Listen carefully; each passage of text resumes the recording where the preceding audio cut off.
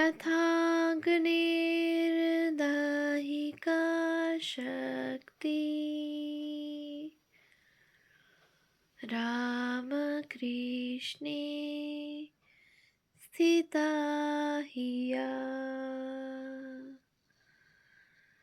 सर्वविद्या स्वरूपं तं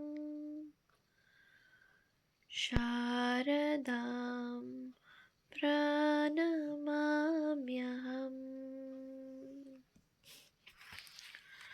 পূজনীয়া প্রব্রাজিকা নির্ভয়প্রাণা মাতাজির সম্পাদনায় রচিত ভারতীপ্রাণা স্মৃতিকথা গ্রন্থ থেকে পাঠ। পৃষ্ঠা সংখ্যা 172। ভারতীপ্রাণা স্মৃতিতে গোলাপমা ও যোগিনমা। যোগিনমার টলতে টলতে চলার ভাব আমরাও দেখেছি। যখনই জপ করে গঙ্গার ধার থেকে ফিরতেন তখনই ওইভাবে মার বাড়িতে আসিতেন। বাগবাজার স্ট্রিটের মোড়ে পশুপতি বসুর বাড়ির কাছে যোগিনমার বাড়ি ছিল। ওর মা, খুড়তো ভাই সব একসঙ্গে ছিলেন। যোগিনমা ভোরবেলা উঠে গঙ্গায় যেতেন। সেখানে মার ঘাটে বসে 10টা সাড়ে 10টা পর্যন্ত জপ করতেন। তারপর মার বাড়িতে আসতেন। চোখ দুটি লাল। এসেই থপাস করে আসনটি একপাশে রেখে হাঁক দিতেন, কোথায় গো রাজনন্দিনী? এসেই ওর মাকে প্রণাম করা চাই। যদি মাকে সামনে না পেতেন তাহলে খুব চটে যেতেন। যদি মার আসতে একটু দেরি হতো রাগ করে বলতেন, কই গো বড় মানুষের বেটি, একবার কি দেখা দিতে নেই? তাই যোগিনমা আসার আগে থেকেই মা অপেক্ষা করে বসে থাকতেন। আস্তে আস্তে আমাদের বলতেন, ওগো এখনই যোগিন আসবে, অত জপ ধ্যান করে আসে তো, তাই মাথাটা গরম থাকে। শ্রী শ্রী মাকে প্রণাম করার পর শান্তভাবে 10:30 11টার সময় জলখাবার খেতে যেতেন। তখন সব একসঙ্গে খাবেন। ত্রিফলার জল, মিছরির জল, চা আর ঠাকুরের ফল প্রসাদ। যোগিনমা খুব অল্পাহারী ছিলেন। খাবার পর তখন তরকারি কাটতে বসতেন। সব কাটা হলে বেশ দেরি করে বাড়ি যেতেন। মা হয়তো বললেন, যোগিন আজ আর যেও না, এখানেই একটু প্রসাদ পেও। যোগিনমা বলতেন, তা কি করে হবে মা, বাড়িতে যে মা আছেন। বাড়ি গিয়ে নিজের রান্না করতেন। বাড়িতে রান্নার জোগাড় আগে থেকে উনি করে রেখে আসতেন। তখন বাড়ি ফিরে শুধু রাঁধতেন। যোগিনমা কেমন ছিলেন জানো? এই শীত, গ্রীষ্ম, বর্ষা কোনো দিন মাথায় ছাতা দিতেন না, পায়ে জুতোও পরতেন না। মাথায় একটা ভেজা গামছা দিয়ে গরমকালে বাড়ি ফিরতেন। রান্না হলে পর সেই অন্ন ঠাকুরকে ভোগ দিয়ে পরে প্রসাদী অন্ন নিজের মাকে পরিবেশন করে শেষে নিজে গ্রহণ করতেন। খাওয়ার পর কিছুক্ষণ বিশ্রাম। ওই বিশ্রামের সময়ই উনি ধর্ম পুস্তক পড়তেন। আবার বিকেলে উঠে বলরামবাবুর বাড়ি যেতেন। সে সময় তো বলরামবাবুর বাড়ি সাধুদের আড্ডাখানা ছিল। ওখানে সন্ধে অবধি কাটিয়ে আরতির একটু আগে মায়ের বাড়িতে আসতেন। সেখানে কাপড় ছেড়ে আরতি করতেন। আমি থাকলে আমিই পঞ্চপ্রদীপ সাজিয়ে রাখতুম, তা না হলে উনি নিজে সব গুছিয়ে নিতেন। যোগিনমা অনেকক্ষণ ধরে আরতি করতেন। ঠাকুর ঘরে যত ফটো আছে সকলেরই আরতি করা চাই। আর এদিকে গং বাজাতে বাজাতে আমাদের হাত ধরে যেত। আরতির সময় মাকে সামনে বসতে হতো। মাকেও যোগিনমা আরতি করতেন, তাই সামনে না দেখলে খুব রেগে যেতেন। রাত্রিতে উনি নিজেই ঠাকুরকে ভোগ দিতেন। ঠাকুরের ভোগ হয়ে গেলে কয়েকটি প্রসাদী লুচি আর সুজির পায়েস নিয়ে ফিরতেন বাড়ি। যতদিন ওর মা বেঁচে ছিলেন ততদিন ওই রকম ভাবে কাটিয়েছেন। তারপরে বাকি জীবন উদ্বোধনেই ছিলেন। যোগীন মার দেহ যায় জ্যৈষ্ঠ মাসে। গোলাপ মার হার্টের রোগ ছিল, একটুতেই ওর হার্টের প্যালপিটেশন উঠত। যেদিন যোগীন মার শরীর গেল, গোলাপ মা এসে দেখলেন, মুখে কিছু বললেন না, নিজের ঘরে গিয়ে চুপচাপ বসে থাকলেন।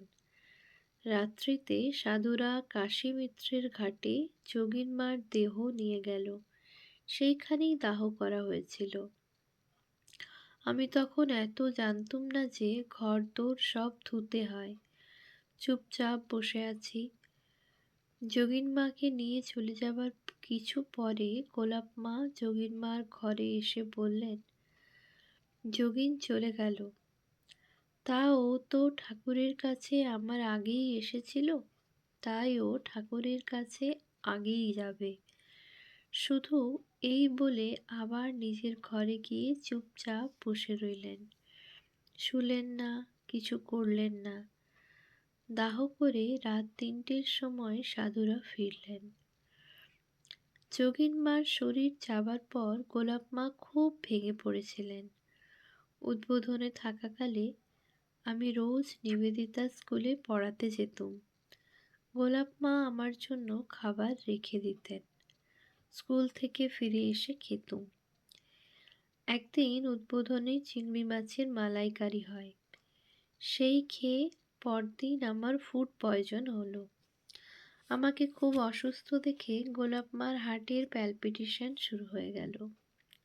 তিনি ভয় পেলেন বোধহয় মরে যাব। তখন তিনি নিজের মনে বলছেন, যোগীন ওকে ডেকে নেবে, কিন্তু আমাকে কে করবে?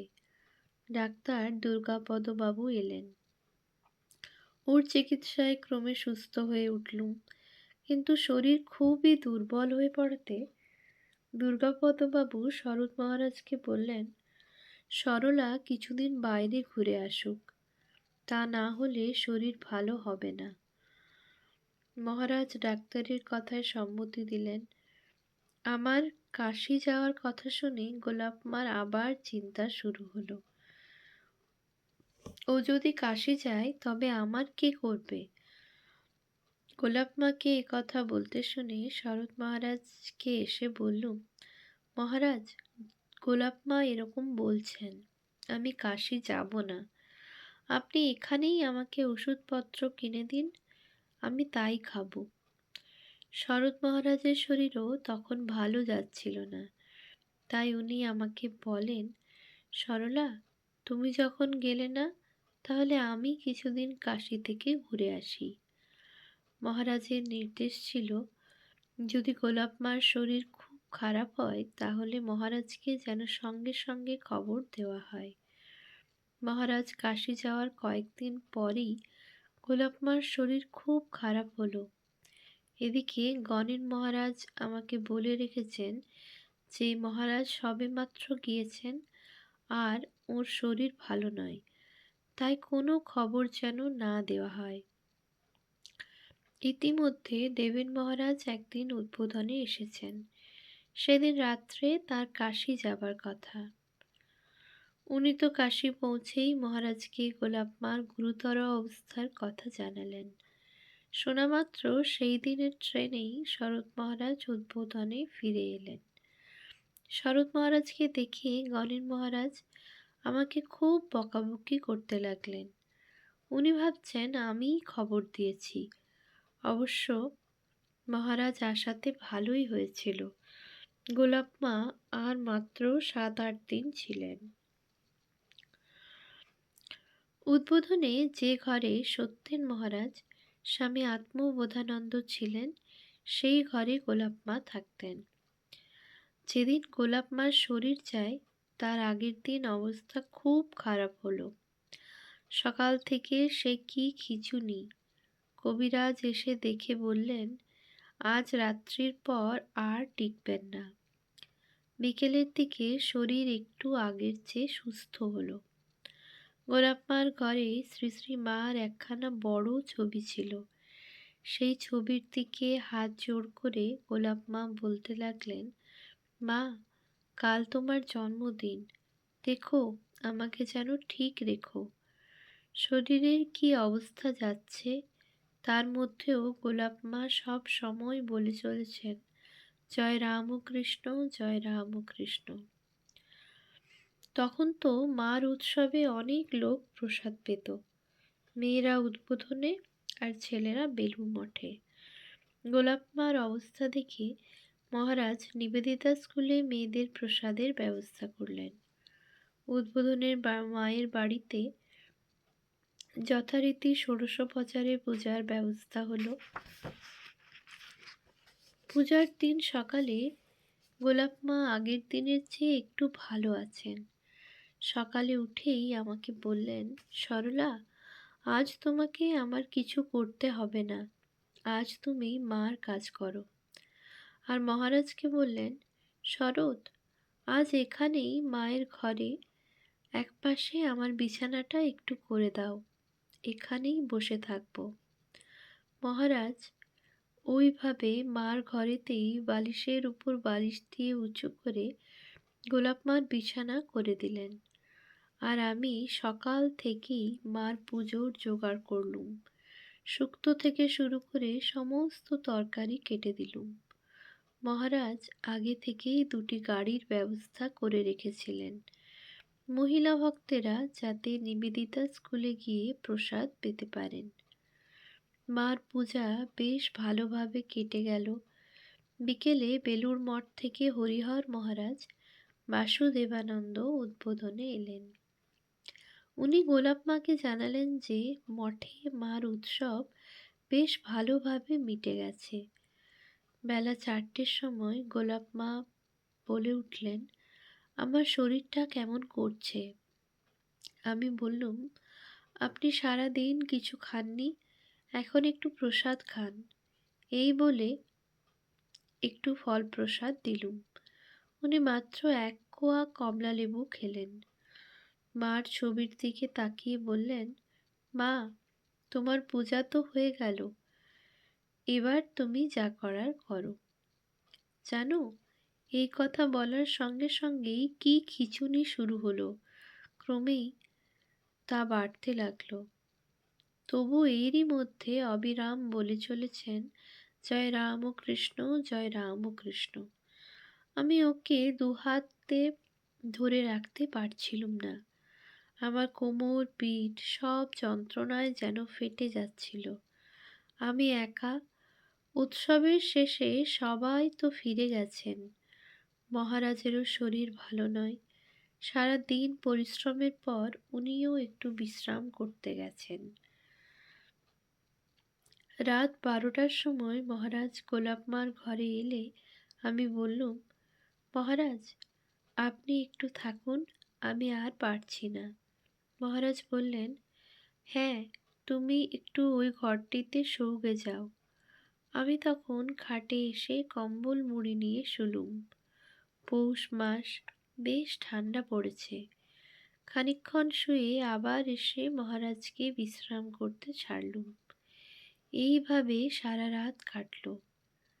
সকাল হতেই গোলাপ মা আমাকে বললেন, বামুন ঠাকুরকে বলো ঠাকুরকে তাড়াতাড়ি একটু ঝোল ভাত রান্না করে দিতে। সেই কথা মতো ঠাকুরের ভোগ হয়ে গেল। সকলে প্রসাদ পেল। আগের দিনের উৎসবের জন্য সবাই ক্লান্ত। খেয়ে দিয়ে সব বিশ্রাম করতে গেলেন। সেই দিন বিকেলবেলা গোলাপ মা দেহ রাখলেন। জয় রামকৃষ্ণ, জয় রামকৃষ্ণ বলেই শেষ নিঃশ্বাস ত্যাগ করলেন। সাধুরা সব গোলাপ মার দেহ নিয়ে কাশী মিত্রের ঘাটে গেলেন। পরদিনই আমি উদ্বোধন থেকে স্কুলে চলে এলুম। আর একদিনও সেখানে রাত্রিবাস করিনি। গোলাপ মা, যোগিন মা দুজনেই অধ্যাত্ম জীবনে খুবই উন্নত ছিলেন, কিন্তু দুজনের প্রকাশ দু রকমের ছিল। যোগিন মা জপ ধ্যানে ডুবে থাকতে ভালোবাসতেন, আর গোলাপ মা মাতৃসেবা আর ভক্ত সেবাতে ডুবে থাকতেন। সাধু ভক্তদের বালিশে ওয়ার আছে কিনা, খাবার পর সকলে মশলা পেল কিনা, খুঁটিনাটি সব খবর রাখতেন। ওরা জয়া বিজয়ার মতন মাকে ঘিরে থাকতেন। মার সংসারকে সুন্দরভাবে চালনা করতে সদা সচেষ্ট থাকতেন। ওদের কাছে কত শিখেছি, কত আশীর্বাদ, ভালোবাসা, শুভেচ্ছা পেয়েছি, সে কথা বলে শেষ করার নয়। প্রব্রাজিকা পুণ্যপ্রাণা কর্তৃক সংগৃহীত বিবরণ। ওম শান্তি শান্তি শান্তি। হরি ওম তৎসৎ। শ্রীরামকৃষ্ণার্পণমস্তু।